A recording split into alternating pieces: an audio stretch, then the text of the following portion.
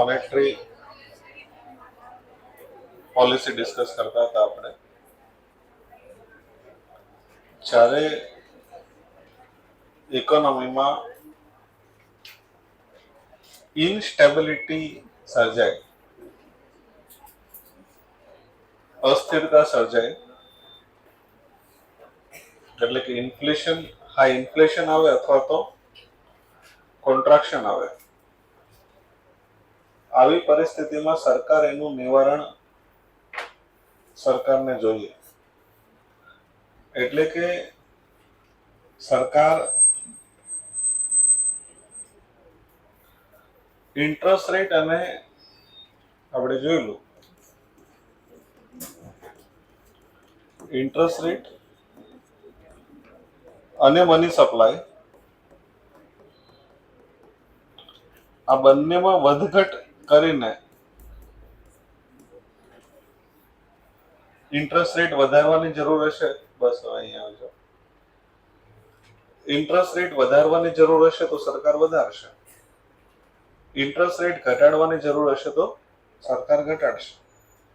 Money supply વધારવાની જરૂર હશે તો સરકાર વધારશે, અને મની સપ્લાય ઘટાડવાની જરૂર હશે તો સરકાર ઘટાડશે. અને આના થ્રુ, આ બે ઇન્સ્ટ્રુમેન્ટ થ્રુ સરકાર માર્કેટમાં ઇકોનોમિક એક્ટિવિટી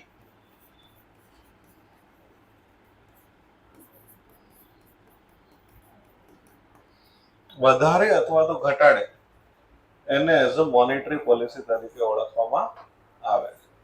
અને આ કામ સરકાર મુખ્યત્વે ઓપન માર્કેટ ઓપરેશન થ્રુ કરે છે.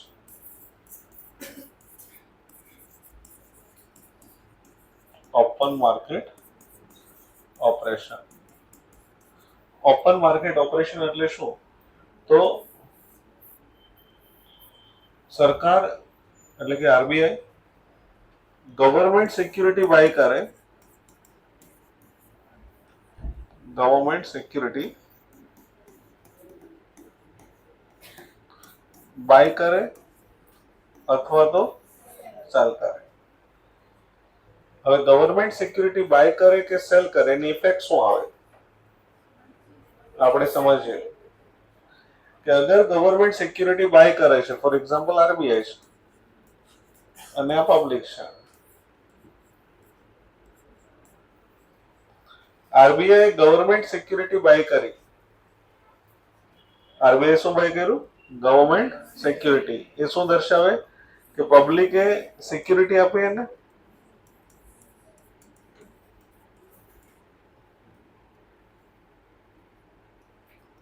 પબ્લિકે ગવર્મેન્ટ સિક્યુરિટી કોને આપી?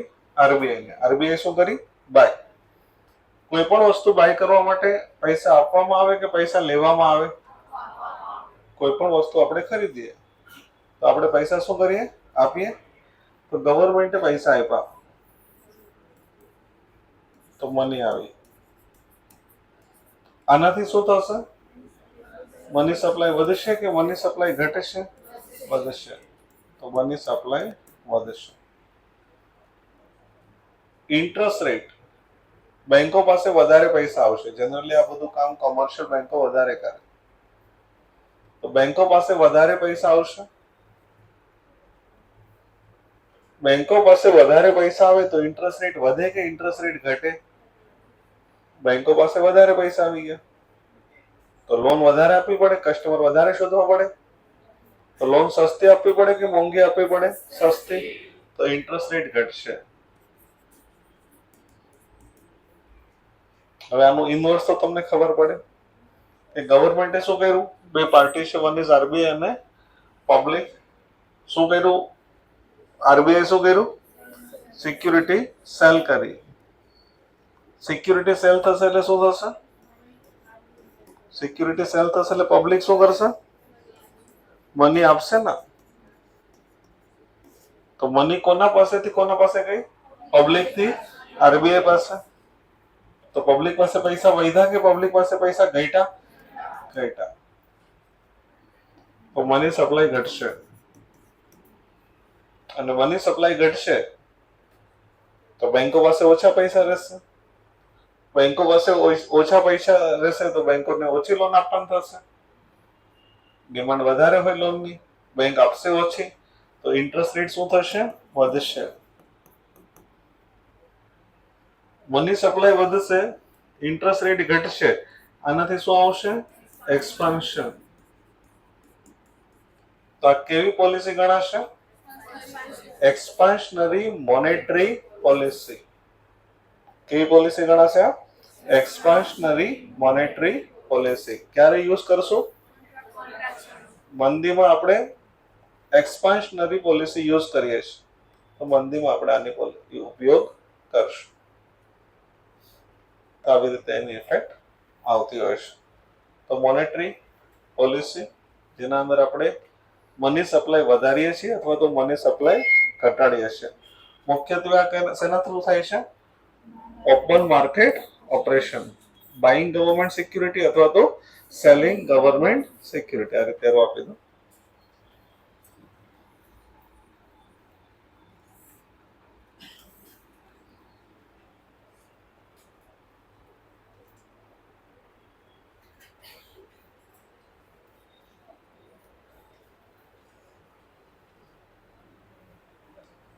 ગવર્મેન્ટ સિક્યુરિટી બાય કરશો તો શું થશે? ગવર્મેન્ટ સિક્યુરિટી બાય કરશે, આરબીઆઈ કરશે આ કામ, હે ને? કરી લો, એની ઇફેક્ટ આપી દો. આરબીઆઈ અને પબ્લિક. ગવર્મેન્ટ સિક્યુરિટી બાય કરશે એટલે પબ્લિક આરબીઆઈ ને શું આપશે? Government security. અને આરબીઆઈ પબ્લિક ને શું આપશે? મની. તો આની ઇફેક્ટ શું આવશે? મની સપ્લાય વધશે. પેલી સાઈડ બી ઇફેક્ટ આપી દો આની. સમજાવું ફરી વખત? ખ્યાલ આવે છે?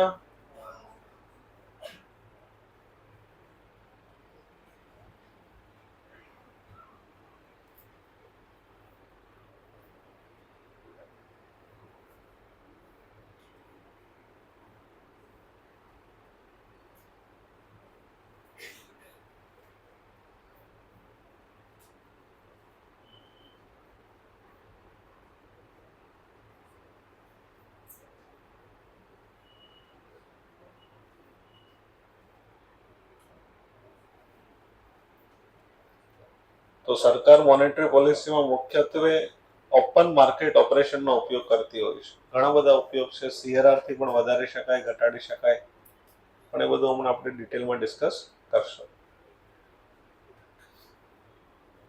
સમજાય છે?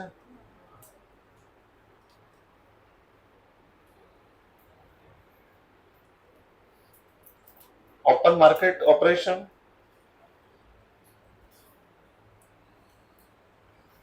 મની સપ્લાય વધશે તો શું થશે? ઇન્ટરેસ્ટ રેટ સાથે શું થશે?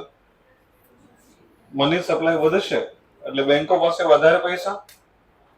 બેંકો પાસે વધારે પૈસા એટલે સમસ્યા કે લોન કોને આપશું, કઈ રીતે આપશું? ભાઈ લઈ જા, લોન લઈ જા તું મારા પાસેથી. આ પ્રોબ્લેમ આવશે ને? મની સપ્લાય વધશે, આપણા પાસે કોઈ બી વસ્તુ વધી જાય તો આપણે શું કહેવું પડે વેચવા માટે? કે ભાઈ લઈ જાઓ ને યાર, પ્લીઝ પ્લીઝ. અને પ્લીઝ કરવું પડે એટલે શું થશે? સસ્તું આપવું પડશે. તો ઇન્ટરેસ્ટ રેટ ઘટશે. લખવા નથી, ખાલી સમજી લો. ઇન્ટરેસ્ટ રેટ ઘટશે. તો આનો મતલબ એવો થયો કે ઓપન માર્કેટ ઓપરેશન થ્રુ તમે અસર કરી શકો. કોને અસર કરી શકો? ઇન્ટરેસ્ટ રેટને.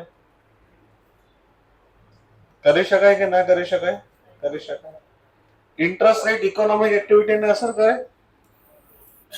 ઇન્ટરેસ્ટ રેટ ઘટે તો ઇકોનોમિક એક્ટિવિટી વધશે કે ઇકોનોમિક એક્ટિવિટી ઘટશે?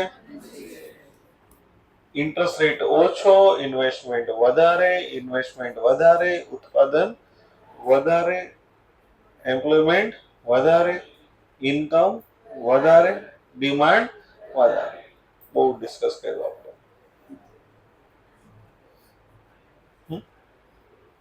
તો લખ્યું છે અહીંયા ઓપન માર્કેટ ઓપરેશન અસર કરશે. અફેક્ટ્સ એટલે અસર કરવું. શેને અસર કરશે? Short term interest rate. અને શોર્ટ ટર્મ ઇન્ટરેસ્ટ રેટ કોને અસર કરશે? Long term interest rate. અને ઇકોનોમિક એક્ટિવિટીઝ. ઇન્ટરેસ્ટ રેટ વધશે, ઇન્ટરેસ્ટ રેટ વધે તો એ કડક પગલા કહેવાય, ટાઇટનિંગ કહેવાય, બંદી આવે ને. હે ને, સર હોમવર્ક વધારે તો સર કડક થયું, આપણે કહીએ કે સર હમણાં બહુ કડક થઈ ગયા છે. હોમવર્ક ઘટાડે તો કે એકદમ સરનું કામ હમણાં બહુ સારું થઈ ગયું છે. તો જ્યારે ઇન્ટરેસ્ટ રેટ વધે એ શું દર્શાવે? Monetary policy is a tightening. આ શબ્દ ખાસ યાદ રાખવાના છે, ક્લાઉડ બનાવે તો. કઠોર બનાવે છે, કઠોર, ટાઇટનિંગ, કડક. કઠોર લખો, કઠોર સારો શબ્દ છે. અને ઇન્ટરેસ્ટ રેટ ઘટાડે ઇકોનોમી માટે સારું, ધંધા ઇઝીલી થાય, તો ઇઝિંગ, સરળતા વધારવી. લખો ઇઝિંગ એટલે સરળતા.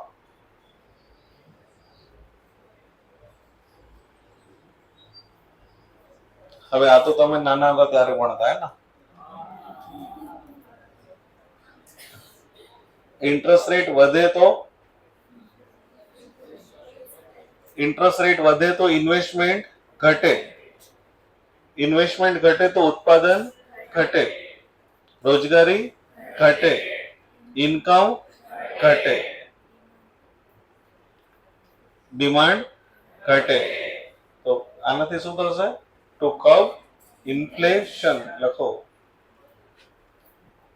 ફુગાવો નિયંત્રણમાં આવશે. ફુગાવો નિયંત્રણમાં આવશે. આનાથી શું થશે? આપણે આ જ વિચારવાનું, આપણે આપણું જ વિચારવાનું. ઇન્ટરેસ્ટ રેટ ઘટે તો ઇન્વેસ્ટમેન્ટ, ફરી વખત, ઇન્ટરેસ્ટ રેટ ઘટે તો ઇન્વેસ્ટમેન્ટ વધે, પ્રોડક્શન વધે, રોજગારી વધે, ઇન્કમ વધે, ડિમાન્ડ વધે. તો લખો સ્ટિમ્યુલેટ નો મતલબ શું થાય? વેગ મળવો. સ્ટિમ્યુલેટ નો મતલબ શું થાય? વેગ મળવો.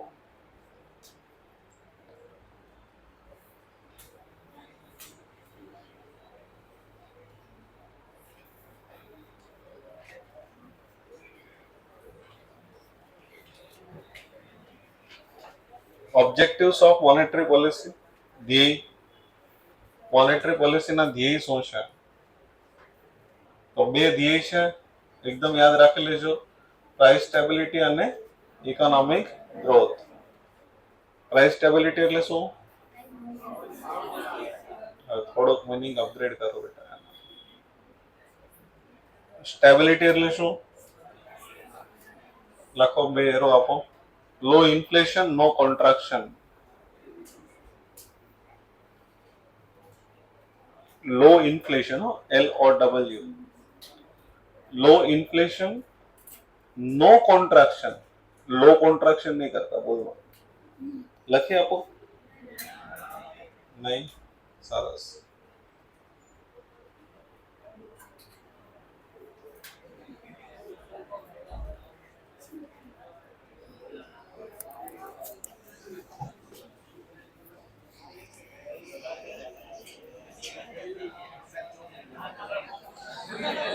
એ બાકી છે.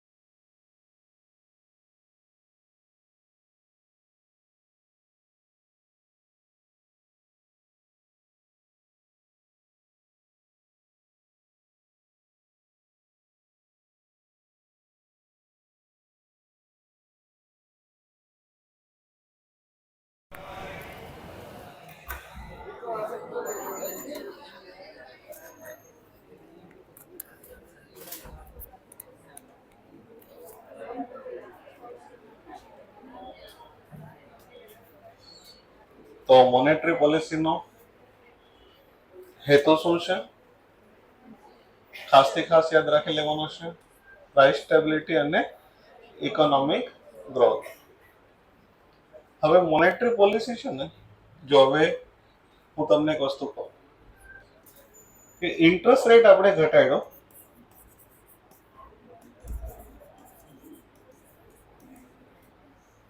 વ્યાજનો દર અગર આપણે ઘટાડ્યો છે,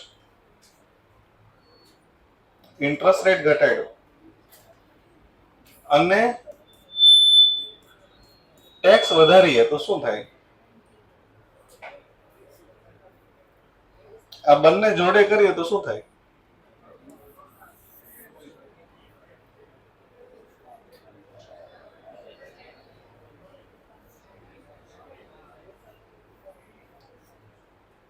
કોઈ ઇફેક્ટ આવે? નહીં. બંને મહેનત કરી કરીને હેરાન થઈ જાય પણ કોઈ ઇફેક્ટ આવે નહીં. એટલે અગર આરબીઆઈ તેજી લાવવા માટે ઇન્ટરેસ્ટ રેટ ઘટાડે છે અને ટેક્સ વધતો હોય તો માર્કેટમાં કોઈ ઇફેક્ટ આવશે નહીં, કારણ કે આનાથી તેજી આવશે, આનાથી મંદી આવશે. તો સૌથી મોટી તકલીફ એ છે કે મોનેટરી પોલિસી અને ફિસ્કલ પોલિસી મેળ બેસતી હોવી જોઈએ. એટલે કે એક આ કેવી પોલિસી છે, એક્સપાન્શનરી કે કોન્ટ્રાક્શનરી? એક્સપાન્શનરી પોલિસી છે. અને આ કેવી પોલિસી છે? કોન્ટ્રાક્શનરી પોલિસી. તો આવું ના થવું જોઈએ. એટલે આ તો એવી વાત થઈ કે યુદ્ધ ચાલે છે ને, એક એમ કહે છે કે આગે બઢો ને એક કહે છે પીછે, તો કરવું શું?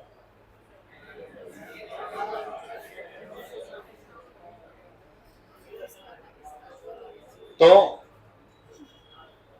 જ્યારે પણ મોનેટરી પોલિસી બનશે તો ઇકોનોમિક પોલિસીના ઓબ્જેક્ટિવ સાથે મેચ થતી હોવી જોઈએ. લખી દો, મેચ થવું.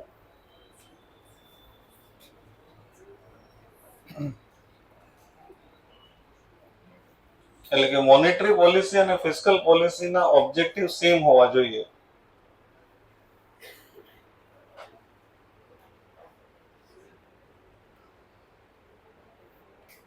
લખી દો ના નીચે ગુજરાતી. મોનેટરી પોલિસીના ધ્યેય મોનેટરી પોલિસીના ધ્યેય ઇકોનોમિક પોલિસીના ધ્યેય સાથે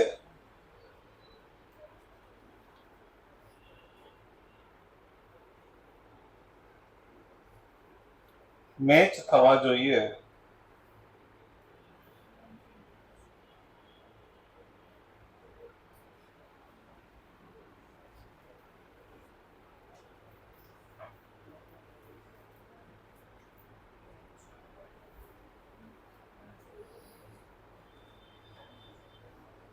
હવે આ યુનિટની સૌથી ડિફિકલ્ટમાં ડિફિકલ્ટ સ્લાઇડ, આનાથી ડિફિકલ્ટ સ્લાઇડ જ નથી.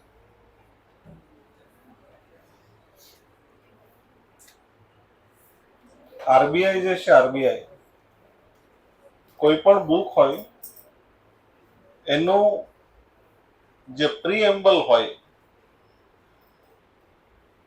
એ ખૂબ જ મહત્વનું હોય, જેને તમે જનરલી પ્રસ્તાવના કહો. કોઈ પણ બુકમાં આગળ પ્રસ્તાવના લખી હોય, ખબર છે? પણ અહીંયા આપણે મતલબ એનો જો કે ગુજરાતી નહીં સમજાય, કદાચ ખબર નહીં, આમુખ તરીકે ઓળખવામાં આવે. શેના તરીકે ઓળખવામાં આવે? આમુખ. કોઈ પણ બુક હોય ને એનું મેઇન શું છે, મેઇન હેતુ શું છે, તો એના માટે એક પેજ લખવામાં આવે કે આ બુકનો મેઇન હેતુ આ છે. આમુખ, if I am not wrong, એનું ગુજરાતી આવું થાય, અમુક. તો આરબીઆઈ નું જે પ્રીએમ્બલ છે, સેમ ટુ સેમ આપણું બંધારણ હોય એનું બી એક પ્રીએમ્બલ હોય, જેમાં મેઇન વસ્તુ લખવામાં આવે. તો આપણું આરબીઆઈ નું જે પ્રીએમ્બલ છે એમનો હેતુ લખ્યો છે કે આરબીઆઈ નું કામ શું છે?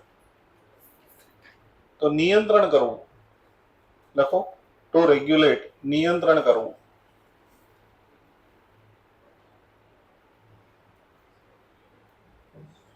આરબીઆઈ કરન્સી ઇસ્યુ કરે, કરન્સી ઇસ્યુ કોણ કરે? આરબીઆઈ. કેટલી કરન્સી ઇસ્યુ કરવી છે કોણ નક્કી કરે?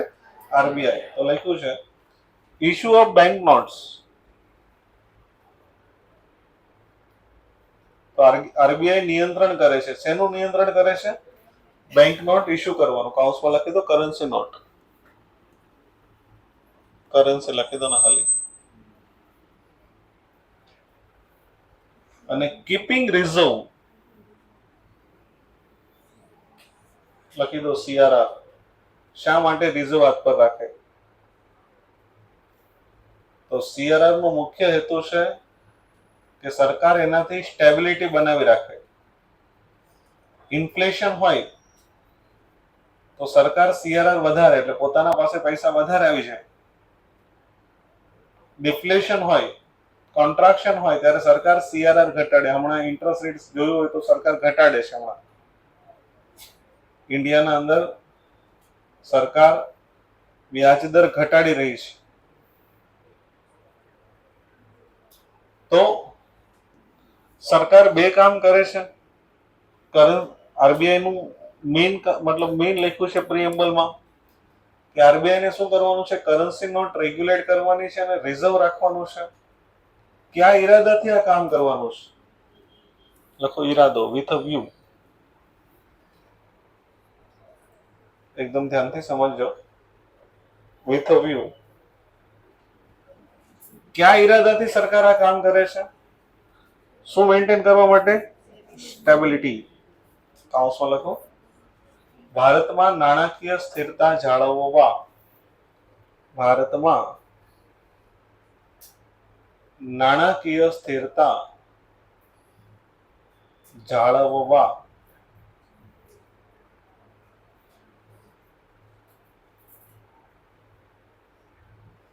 કરન્સી સિસ્ટમ કોણ ચલાવે છે? આરબીઆઈ. ક્રેડિટ સિસ્ટમ કોનું ચલાવે છે? મતલબ છેલ્લે તો કંટ્રોલ કોનો છે? આરબીઆઈ. કંટ્રોલ કોનો છે? આરબીઆઈ નો. તો જનરલી ઓપરેટ લખો કાઉન્સમાં ચલાવવામાં આવે છે.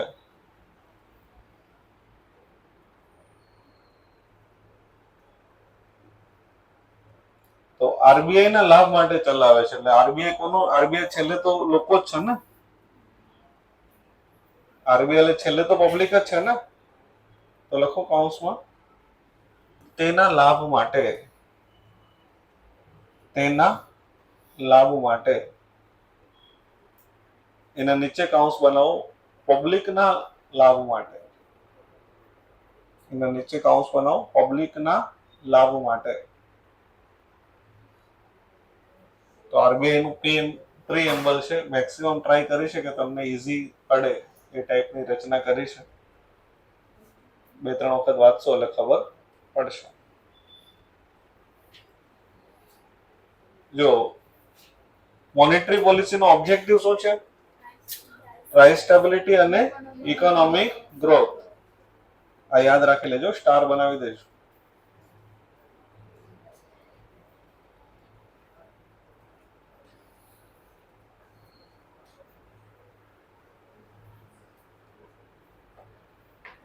ડેવલપિંગ કન્ટ્રીઝમાં બીજા ઓબ્જેક્ટિવ પણ હોય. તો ગ્રોથ જાળવવું. અંડરલાઈન કરો ગ્રોથ. કાઉન્સમાં લખો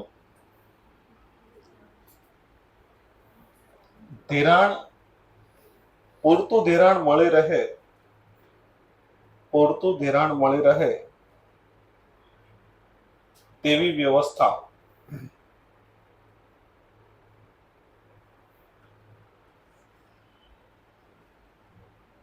મોડરેટ એટલે મધ્યમ કે વ્યાજ દર કેવો રહે? મોડરેટ. અને ગવર્મેન્ટ સિક્યુરિટી માટે માર્કેટ કેવું ઊભું થાય? Efficient market. અગાઉ બી ભણ્યા છે આપણે કે ગવર્મેન્ટ સિક્યુરિટી સરળતાથી વેચી શકાય. ગવર્મેન્ટ સિક્યુરિટી સરળતાથી ખરીદી શકાય. ડેપ્ટ મેનેજમેન્ટમાં ભણ્યા હતા આપણે કે સરકારને ઓછા વ્યાજે પૈસા મળી રહી. સરકારને જોઈએ ત્યારે પૈસા મળી રહી. તો એના માટે ના ઓબ્જેક્ટિવ પણ મોનેટરી પોલિસીના હોય છે. હવે એનાલિટિક્સ, ક્લાઉડ બનાવો, એનાલિટિક્સ આખું પૂરું થશે પછી આ નામ વાંચજો. Analytics of monetary policies. હવે જો ઇન્ટરેસ્ટ રેટમાં ચેન્જ લાવીએ ને તો ચેન્જ બીજે આવે છે. હે ને, ઇન્ટરેસ્ટ રેટમાં ચેન્જ લાવીએ તો ચેન્જ બીજી જગ્યાએ આવે છે, તો એને કહેવાય ટ્રાન્સમિશન. શું કહેવાય છે એને? ટ્રાન્સમિશન. આપણે કેમ સ્વિચ હોય તો સ્વિચ તો અહીંયા પાડીએ પણ ઇફેક્ટ લાઇટ પાસે આવે તો એને શું થયું કહેવાય? ટ્રાન્સમિશન. આપણે ઇન્ટરેસ્ટ રેટ ઘટાડીએ, ઇન્ટરેસ્ટ રેટ ઘટે તો ઇન્વેસ્ટમેન્ટ વધશે, ઇન્વેસ્ટમેન્ટ વધશે તો પ્રોડક્શન વધશે, એમ્પ્લોયમેન્ટ વધશે, ઇન્કમ વધશે, ડિમાન્ડ વધશે. તો ઇન્ટરેસ્ટ રેટની ઇફેક્ટ ક્યાં સુધી ગઈ? ડિમાન્ડ સુધી. તો એને શું થયું કહેવાય? ટ્રાન્સમિશન. તો લખ્યું છે અહીંયા ટ્રાન્સમિશન ઓફ મોનેટરી પોલિસી એટલે શું? તો કે તમે ચેન્જીસ કરો છો મોનેટરી પોલિસીમાં, નાણાકીય નીતિમાં. એક્ઝામ્પલ તરીકે સીઆરઆર વધાર્યો, તમે આમ લખજો, હું આમ લખું છું, આમ ચાલજો તમે, બરાબર? હું રિવર્સ ચાલુ છું. સીઆરઆર વધશે, લખતા જાઓ, થોડુંક નાના અક્ષરે લખજો. કેશ રિઝર્વ રેશિયો વધશે. કેશ રિઝર્વ રેશિયો એટલે બેંકે પોતાના અમુક પૈસા આરબીઆઈ પાસે રાખવાના. કેશ રિઝર્વ રેશિયો વધશે તો મની સપ્લાય નું શું થશે? મની સપ્લાય ઘટશે. મની સપ્લાય ઘટશે તો ઇન્કમ, ડિમાન્ડ વધશે કે ડિમાન્ડ ઘટશે? ડિમાન્ડ ઘટશે. અને ડિમાન્ડ ઘટશે તો એની અસર શેના પર થશે? ઇકોનોમિક એક્ટિવિટી પર.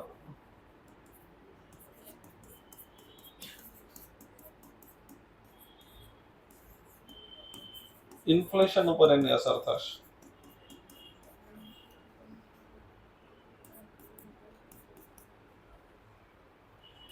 સીઆરઆર વધારવો એ શું છે? Monetary policy. સીઆરઆર વધારવો એ શું છે? મોનેટરી પોલિસી, જેની અસર કોને થઈ? ઇકોનોમિક એક્ટિવિટી અને ઇન્ફ્લેશન. ટ્રાન્સમિશન થયું કહેવાય. એને શું કહેવાય? ટ્રાન્સમિશન.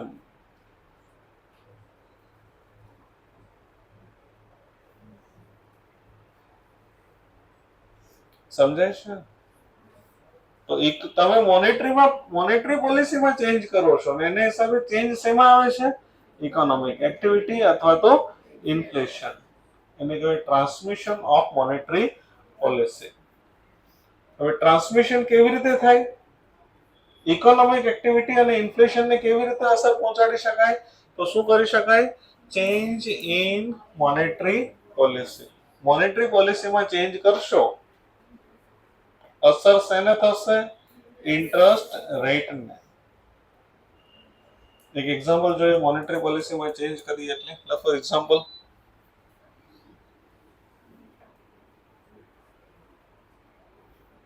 મોનેટરી પોલિસીમાં ચેન્જ કરીએ એનું એક્ઝામ્પલ લખાવું છું. એક્ઝામ્પલ તરીકે જોઈએ તો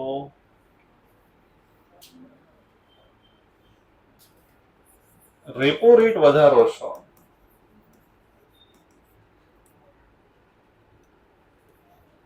રેપો રેટ એટલે આરબીઆઈ બેંકને જે ભાવે પૈસા આપે, આરબીઆઈ બેંકને જે ભાવે પૈસા આપે, જે ઇન્ટરેસ્ટ રેટે પૈસા આપે એને શું કહેવાય? Repo rate. તો કોમર્શિયલ બેંકને આરબીઆઈ પાસેથી જે રેટે પૈસા મળે એને શું કહેવાય? Repo rate. રેપો રેટ મળશે, વધશે, બેંકને પૈસા મોંઘા મળશે. રેપો રેટ વધશે એનો મતલબ શું થયો? બેંકને પૈસા મોંઘા મળશે. બેંકને અગર પૈસા મોંઘા મળશે તો મોંઘા આપશે, તો ઇન્ટરેસ્ટ રેટ વધશે. લખી દો ઇન્ટરેસ્ટ રેટ વધશે.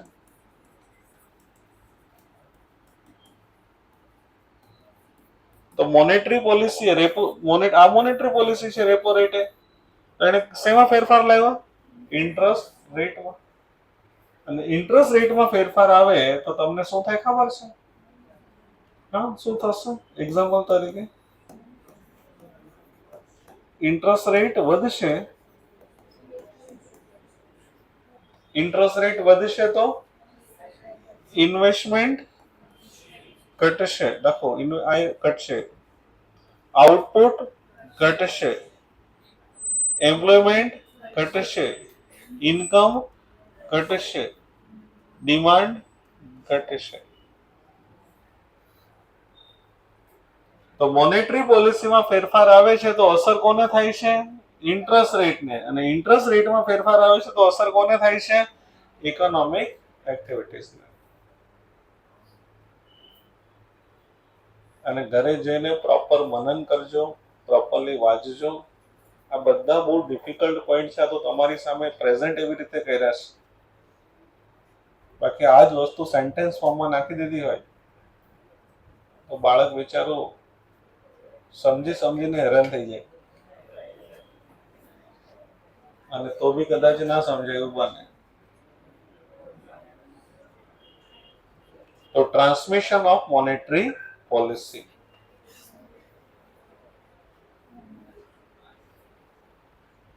ચેનલ ઓફ મોનેટરી ટ્રાન્સમિશન કેવી રીતે થાય એના પોઈન્ટ છે. આપણે 4 પોઈન્ટ હમણાં સમજીએ સેપરેટ, એટલે ઓટોમેટિક ક્લિયર થઈ જશે. પહેલું, saving and investment channel. Cloud બનાવો.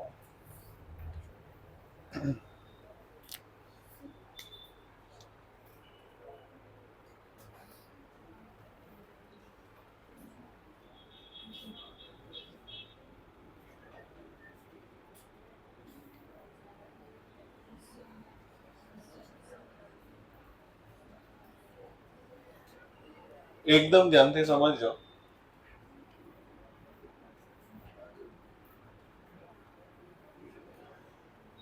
એકદમ ધ્યાનથી. ઇન્ટરેસ્ટ રેટ ઘટે તો સેવિંગ ઉપર શું ઇફેક્ટ આવે એની?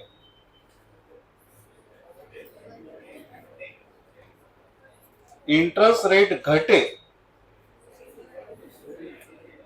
તો ત્યાં જોઈને મનમાં વિચારો.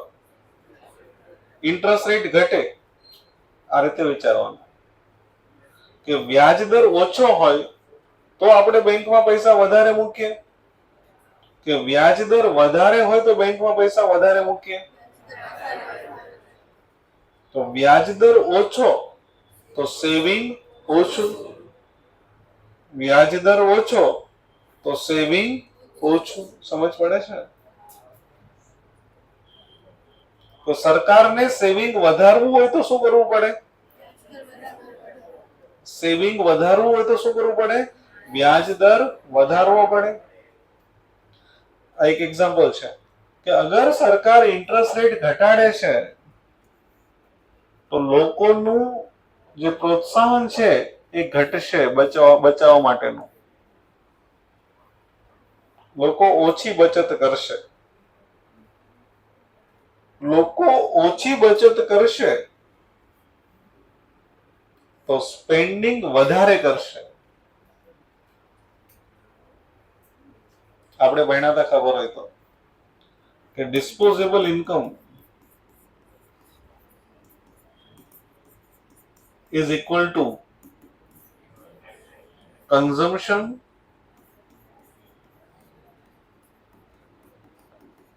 plus saving. ભણ્યા હતા આપણે એવું. 1 લાખની આપણી ટેક્સ પછીની આવક છે, 1 લાખ ટેક્સ કપાઈ ગયા પછી, એટલે ડિસ્પોઝેબલ ઇન્કમ થઈ. 70,000 વાપરીએ છીએ એનો મતલબ શું છે? 70,000 વાપરીએ છીએ એનો મતલબ શું છે? 30,000 શું કરીએ છીએ? સેવિંગ. હવે સમજો, મેં તમને શું કીધું કે વ્યાજ દર ઓછો તો સેવિંગ ઓછું. ફરી વખત વ્યાજ દર ઓછો તો સેવિંગ ઓછું. એની ઇફેક્ટ જોઈ લઈએ કે હવે સેવિંગ 30,000 હતું એની જગ્યાએ શું થઈ ગયું 20,000. તો હવે પૈસા વાપરશું કેટલા 80,000. તો વ્યાજ દર ઓછો હશે તો લોકો પૈસા ઓછા બચાવશે, અને લોકો પૈસા ઓછા બચાવશે એનો મતલબ થશે કે પૈસા વાપરશે વધારે, કન્ઝમ્પશન વધશે.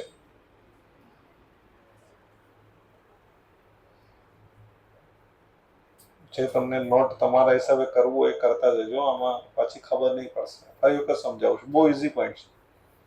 ઇન્ટરેસ્ટ રેટ ઘટ્યો, ઇન્ટરેસ્ટ રેટ ઘટે તો શું થાય સેવિંગ ઘટે, સેવિંગ ઘટે તો શું થાય કન્ઝમ્પશન વધે. તો આ જ વસ્તુ લખીશું.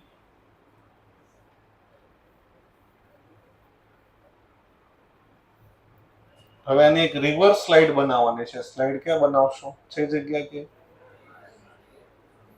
બહુ મોટી બનશે એટલે કોઈ પેજ અલગથી જોડવું હોય તો જોડી દો. ત્રણ સ્લાઇડ બનાવવાનું થશે, 3 થી 4 યા તો છે.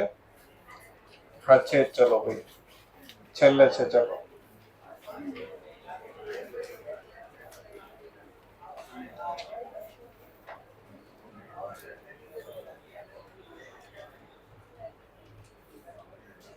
લખો saving and investment channel. Same to same slide બનાવવાની છે, પણ આ શેની સ્લાઇડ છે ઇન્ટરેસ્ટ રેટ ઘટ્યો તો શું થાય, આપણે શું બનાવશું ઇન્ટરેસ્ટ રેટ વધે તો શું થાય. તો લખો higher interest rate, higher interest rate, higher interest rate. Interest rate વધશે તો શું થશે સેવિંગ.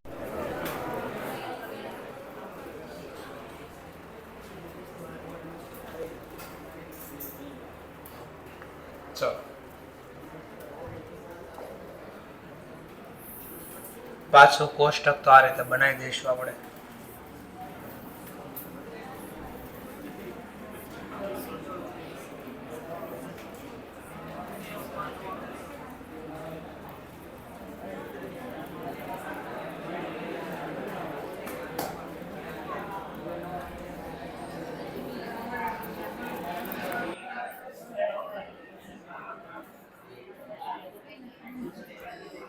ઇન બુક ઓફ આપ તો ક્વેશ્ચન ની અંદર નામ આપ્યું છે આપણે તો કે રાજ લિમિટેડ.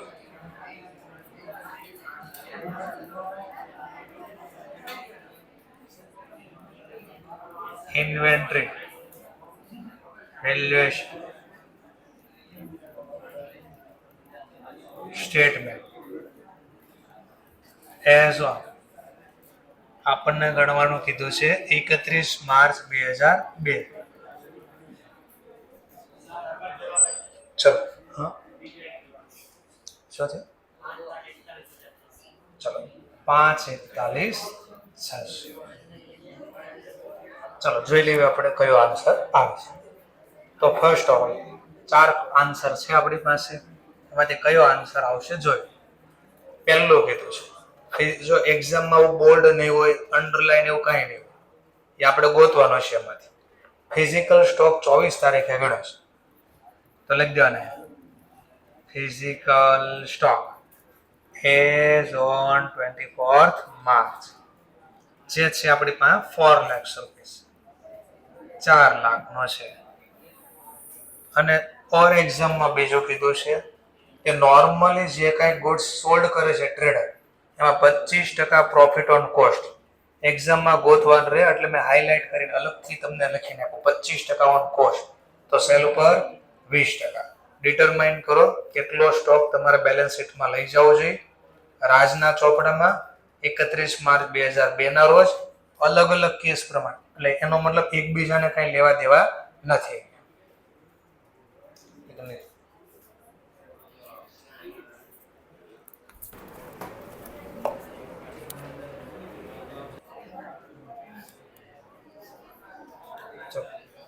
તો 24 તારીખે સ્ટોક ગણ નાખ્યો.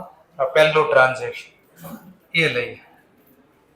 એમાં કહે છે 21 તારીખે ગુડ્સ જેની સેલ વેલ્યુ 62,500 છે, સેન્ડ કર્યા છે સેલ ઓન રિટર્ન બેઝિસ કસ્ટમરને, period of approval being 2 weeks. પહેલું કામ 62,500 માં નફો હટાવી દે, સેલ પ્રાઇસ છે, આમાં 20% પ્રોફિટ હટાવી દે તો 50,000 ની પડતર પ્રમાણે સ્ટોક માટેનો છે. ડેટ આ વખતે 21 તારીખ છે જો, અને સ્ટોક ગણ્યો છે 24 તારીખ. ફરક દેખાય છે પહેલો? ચલો સરસ. ધેન આફ્ટર જોવાનું કે આ જે સ્ટોક મોકલે મળી 3 માંથી એક ઘટના બની, ચેક કરી લો ને જરા. એને એપ્રુવલ આપ્યો, કોઈ એક્શન લીધી, સમય પણ પૂરો થઈ ગયો છે નહીં, 3 માંથી એક પણ ઘટના ન બને તો આપણો શું કહેવાય? ચલો પહેલો આપણો સ્ટોક છે, બીજો ગણવો જોઈએ, ત્રીજો આમાં ગણાઈ ગયો છે બાકી છે, બાકી હોય તો શું કરવું પડે? પ્લસ. શું કામ પ્લસ થયા ખબર પડી? મોકલો સ્ટોક ક્યારે? 21 તારીખ, અને સ્ટોક ગણવા ગોડાઉનમાં ક્યારે ગયા? તો બોલો 21 સ્ટોક ધંધામાંથી વહી ગયો હોય તો 24 તારીખે કોઈ દી ગોડાઉનમાં હોય? હા, એટલે ગણવાનો બાકી છે, એટલે મેં ગણ્યો. લખી દેવાના goods sent on approval basis. goods sent on approval basis. Approval basis મોકલેલો છે અને આપણો આ સ્ટોક છે એટલે હું પ્લસ કરું છું, આટલું લખી દેવાનું.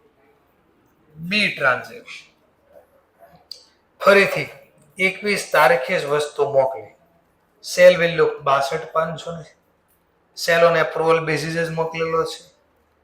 એપ્રુવલ માટેનો સમય 2 week અગેન આપ્યો છે, પણ આ વખતે કહે છે he return 20% goods on 31st March. ચોખવટ કરી દીધી કે 62,500 નો જે માલ મોકલ્યો એમાં 20% નફો છે, 50,000 પડતર ને 21 તારીખે મોકલ્યો. આમાંથી એને આપણને કહી દીધું 20% એને નો મજા આવી એટલે એને રિટર્ન મોકલી દીધું, અને 20% 10,000 જે રિટર્ન આવે શું કહેવાય? સ્ટોક. ચલો હજી એની પાસે કઈ સ્ટોક પડ્યો હશે? 80% રિમેનિંગ છે, 80% ની પાસે પડ્યા છે કેટલા? 40. જરા ચેક. આ તો રિટર્ન આવી ગયો આપણી પાસે. આનો શું? એટલે 3 માંથી એક ઘટના બની, જરા ચેક કરી લો. એપ્રુવલ આપ્યો છે, કોઈ એક્શન લીધી છે, અને સમય પણ પૂરો થઈ ગયો છે નહીં, 2 week નો સમય છે, તો આ બી આપણા માટે શું કહેવાય? સ્ટોક. પણ આ કોની પાસે પડ્યો છે આ સ્ટોક? કસ્ટમર. તો સ્ટોક વિથ કસ્ટમર. ચલો હવે જો શું કરવું, પ્લસ કરવું કે માઇનસ કરવું, જરા વિચારી લઈએ. આપણો સ્ટોક છે, ગણવો જોઈએ.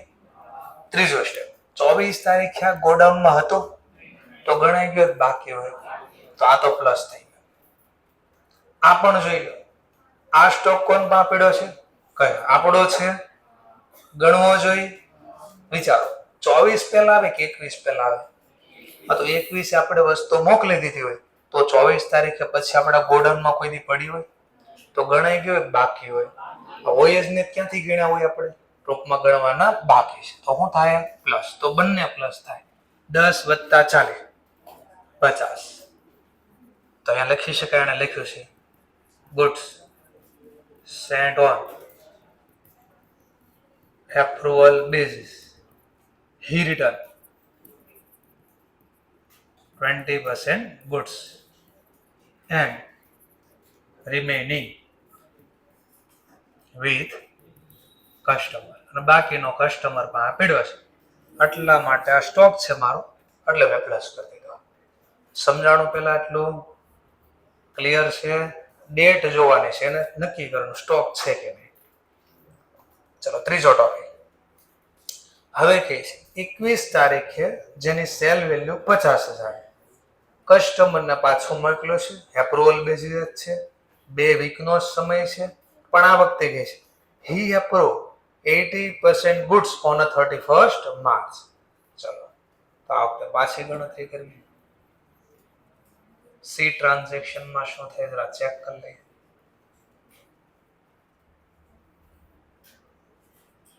સી ટ્રાન્ઝેક્શન વિચારીએ, કેટલા રૂપિયાની વસ્તુ? 50, પણ આ તો સેલ વેલ્યુ છે, આમાં નફો કેટલો છે 20%, નફો હટાઈ દીધો. ચાલે, આ 40,000 આની પડતર છે અને મોકલો છે 23 તારીખે 21 તારીખ. હવે શું ઘટના બની જરા ચેક કરો ને. તો એણે કીધું 80% હું એપ્રુવલ આપી દઉં છું. 80% એપ્રુવલ આપે એટલે કેટલા થાય? એપ્રુવલ થાય તો આપણા માટે છે. ચલો હજી 20% એની માં પડ્યા છે. ચલો 8,000 નું બોલો 3 માંથી એક ઘટના બની તો આપણા માટે શું કહેવાય? સ્ટોક. આટલું ક્લિયર થઈ ગયું પહેલા. હવે નક્કી કરવાનું આપણો આ સ્ટોક છે કે શું છે, અને પ્લસ કરવો કે નહીં. તો એ તો લખાઈ ગયું આ સ્ટોક છે પહેલો. બીજું ગણવો જોઈએ. હા, આપણો સ્ટોક તો ગણવો જોઈએ ઓબ્વિયસલી. ત્રીજું, આની અંદર ગણાઈ ગયો છે કે નહીં ચેક કરવાનું. જો ગણાઈ ગયો હોય તો કાંઈ નહીં કરવાનું, પણ નો ગણાણો હોય તો પ્લસ. ચલો તો ગણાઈ ગયો છે બાકી છે. કેમ ખબર પડી બાકી છે? આ તારીખ પરથી. મોકલો ક્યારે? તો પછી 24 તારીખે આપણા ગોડાઉનમાં નો એક કસ્ટમર માં આપેલો છે તો આ બાકી છે. ચલો આનું શું હવે? આ શું છે? આપણો સ્ટોક છે. આની વાત કરું છે નહીં, ગણવો જોઈએ. ત્રીજું, આમાં ગણાઈ ગયો છે તો તમે ના પડે ગણવો ન જોઈએ, અને આમાં ગણ્યો નથી. નો પ્લસ નો માઇનસ, પણ આનું કઈ થશે તો લખવાનું goods sent on approval basis to customer. He approved 80% goods and remaining with customer. અને બાકીનો જે કસ્ટમર પામેડો એ મારો સ્ટોક છે. કેટલા આવ્યા?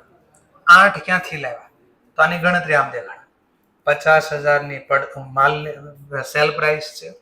આમાં 20% નફો ઓન સેલ છે માઇનસ કરી દઉં છું, એટલે મને 40,000 મળ્યા.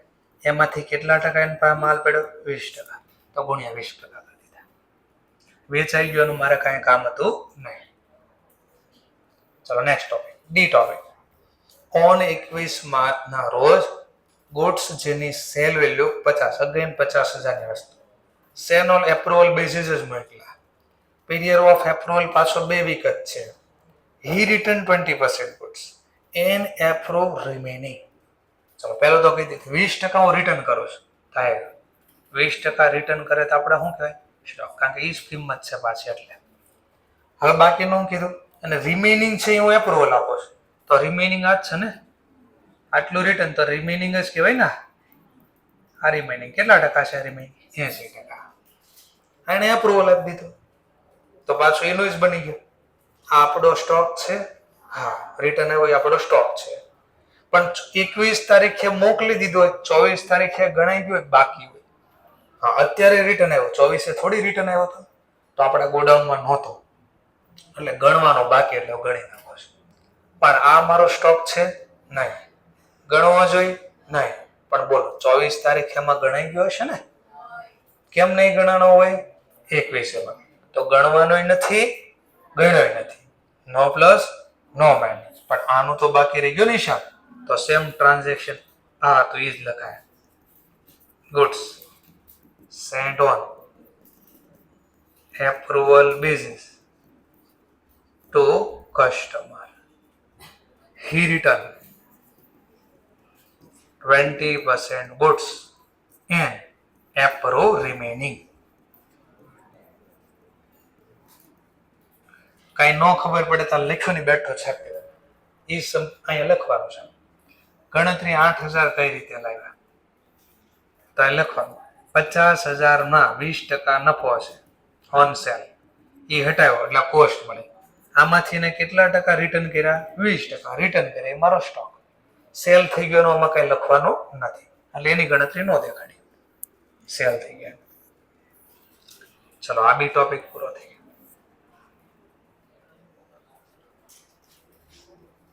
ઈ ટ્રાન્ઝેક્શન ઓન 21 માર્ચ ગુડ્સ જેની સેલ વેલ્યુ 75,000 કસ્ટમરને મોકલા. એપ્રુવલ નો ટાઈમ 2 વીક છે. He return 20% goods and approve 80% of the remaining. વાંચો ને જરા, ઈ ટ્રાન્ઝેક્શન અને ડી ટ્રાન્ઝેક્શનમાં શું ફરક છે? ડી ટ્રાન્ઝેક્શન અને ઈ ટ્રાન્ઝ અમાઉન્ટ સિવાય શું ફરક છે? અમાઉન્ટને ભૂલી જાઓ. એની સિવાય લેંગ્વેજમાં શું ફરક છે? બેમાં 20% રિટર્ન મોકલા છે, બેમાં એપ્રુવલ આપ્યા છે રિમેનિંગ. હા, પણ એકમાં રિમેનિંગ ને આગળ લખ્યું છે જો ઓફ ધ રિમેનિંગ. ફરક દેખાણો કાંઈ? હા. જો આ બે એક જ હોત, આ શબ્દ નો લખ્યો હોત ને તો ડી અને ઈ ટ્રાન્ઝેક્શન સેમ રીતે સોલ્વ થયું હોત. ઓકે, તો ફરક પેલા હાઇલાઇટ કરજો. માર્કર વાપરતા હોય કે અલગ પેન વાપરતા હોય અને રાઉન્ડ કરજો ખાસ. 80% ઓફ ધ ખાસ મહત્વનો શબ્દ હતો. ચલો તો અગેન પાછું બનાવી દઈએ આપણે. ચલો 50,000 નો માલ, સોરી 75,000 નો સ્ટોક આપણે પાછો મોકલો, જેમાં 20% નફો રાખ્યો છે. 20% હટાવી દીધા એટલે 60,000 આ કોસ્ટ પ્રમાણે. આ મોકલો છે મેં 21 તારીખ. હવે આમાંથી ઘટના બની. એણે કીધું 20% તો તમને રિટર્ન આપો છો એટલે 12,000. આ રિટર્ન આવ્યું. રિટર્ન આવે આપણે શું કહેવાય? સ્ટોક. પછી રિમેનિંગ ઇનપા પડ્યા છે 80%. તો આના 80% પેલા 48. હવે આના આ રિમેનિંગ ના 80% એને અપ્રુવલ આપ્યો. આ રિમેનિંગ ના 80% ઓફ ધ રિમેનિંગ 38. ચાલો, આ એપ્રુવલ આપ્યું તો આપણા માટે છે. તો હજી ઇનપા પડ્યા છે જો આટલા જ વેચાણ, તો હજી 20% ઇનપા પડ્યા છે 9,600. આ જે પડ્યો છે કોની પાસે? Stock with customer. ચલો હવે ચેક કરો. આ બંને આપણા સ્ટોક છે. બીજો સ્ટેપ ગણવા જોઈ. ત્રીજો સ્ટેપ આમાં ગણાઈ ગયા છે બાકી છે? બાકી છે. તો ગણવાના બાકી શું કરવું પડે? પ્લસ. પણ આનું શું? આ 38,400 આપણો સ્ટોક છે, ગણવો જોઈ. નથી ગણવાનો. અને આમાં ગણ્યો છે આપણે? નહીં. તો કઈ ભૂલ કરી જ નથી. ભૂલ ન થાય સુધારવાનું છે નું. ચલો તો સિમ્પલ આ બે નો વહીવટ કરવાનો છે. ચલો શું વહીવટ કરો સર? તો લખવાનું goods return 20% and 80% of the remaining approved by customer. ચલો હવે ગણતરી મારે દેખાડવી પડશે. ટોટલ કેટલા આવ્યા? 12,000 + 9600. તો આવ્યા કઈ રીતે? 12,000 ને 9600. તો આની ગણતરી અલગ અલગ દેખાડ દો. ચલો પહેલા કેટલા રૂપિયાનો માલ મોકલ્યો છે? 75. એમાં નફો પહેલા માઇનસ કરો. કેટલા ટકા રિટર્ન આવ્યા? 20%. તો રિટર્ન આવ્યા એનો હિસાબ લખ્યો. હવે જેને એપ્રુવલ આપ્યો એનો વહીવટ લખો. 75,000 એમાં નફો પહેલા હટાવો. એટલે કેટલાનો માલ મોકલ્યો તમે? એમાં 80% ઇનપા રિમેનિંગ પહેલા હતો અને 80% ના પાછળ 80% એપ્રુવલ આપ્યા. હા સોરી, એપ્રુવલ આપ્યા. તો 20% ઇનપા પડ્યો હોય અમારો સ્ટોક છે. આ સેન્ટેન્સ આવ્યો. આ મેં લખ્યું. પેલા આનો હિસાબ લખ્યો આટલો કે 60,000 ના 20%.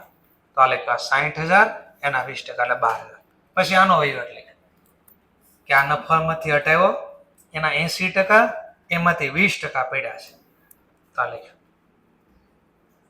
ઓકે, તો તમે કોષ્ટકના ફોર્મમાં લખો તોય મને વાંધો નથી. આ રીતે લખો તોય વાંધો. ચલો ટોપિક આનો કેમ કાંઈ નહીં ખબર પડી ને. સ્ટોક આપણો છે ને 24 તારીખે ગણાય નથી. ચલો બીજું 21 તારીખના રોજ જેની સેલ વેલ્યુ છે 75, કસ્ટમરને પાછો એપ્રુવલ માટે મોકલ્યો છે. 2 વીકનો સમય છે પણ કે છે but it was non that આપણે ધ્યાનમાં આવી ગયું.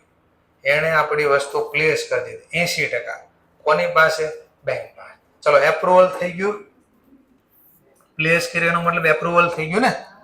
ચલો પ્લેસ કર્યો એપ્રુવલ, એ તો આપણો કાંઈ નહીં થાય, લખી દઈએ છતાં. કેટલા રૂપિયાનો માલ છે? 75. આમાં 20% નફો છે. 60,000 કોસ્ટ. કઈ તારીખે મોકલો? 21. આમાંથી ખબર પડી 31 તારીખ સુધીમાં 80% પ્લેસ કર્યા. આના 80% પ્લેસ કરે તો આપણા માટે શું કહેવાય? સેલ. ચલો હજી 20% પડ્યા છે ને એની પાસે. 20% એટલે કેટલા? આનું જો 3 માંથી કઈ ઘટના બની, આ 3 માંથી આની નથી અપ્રુવલ આપ્યો, નથી એક્શન લીધી કે નથી હજી સમય પૂરો, તો આ બી આપણે શું કહેવાય છે? સ્ટોક. ચલો તો સ્ટોક લખી દઈએ. કેટલા રૂપિયાનો સ્ટોક લખી દઉં? 12,000. શું લખીશ અહીંયા? તો કે goods sent on approval and he placed 80% goods with bank and remaining with customer. બાકીના કસ્ટમર પાસે પડ્યા છે. આ બાકીના પડ્યા એનો હિસાબ છે. ચલો બધા ટ્રાન્ઝેક્શન રેકોર્ડ થઈ. That's all. સરવાળો બાદ બાકી કરી દેવાનું. 5 લાખ, ચલો 5 49 600. ચલો હું લખી દઈશું inventory value for BS purpose. ચલો તો આવો ક્યાંક દાખલો આવશે. ઓકે, ચલો તો અહીંયા હું સ્ટોપ કરું છું. આગળનો દાખલો જેવી ખબર પડે એવી ટ્રાય કરજો જરા. એટલે કેમ આજે ક્વેરી આમાં ગણતી વખતે આપણને આમ ગણ્યું છે, ખબર પડે આમ ને આ તો આમ ગણવાનું, એટલે ક્વેરી ક્રિએટ થઈ ગઈ આપણે. જેવું ખબર પડે એવું ટ્રાય કરજો, બરાબર? નો આવડે એનું ટેન્શન ન લેતા.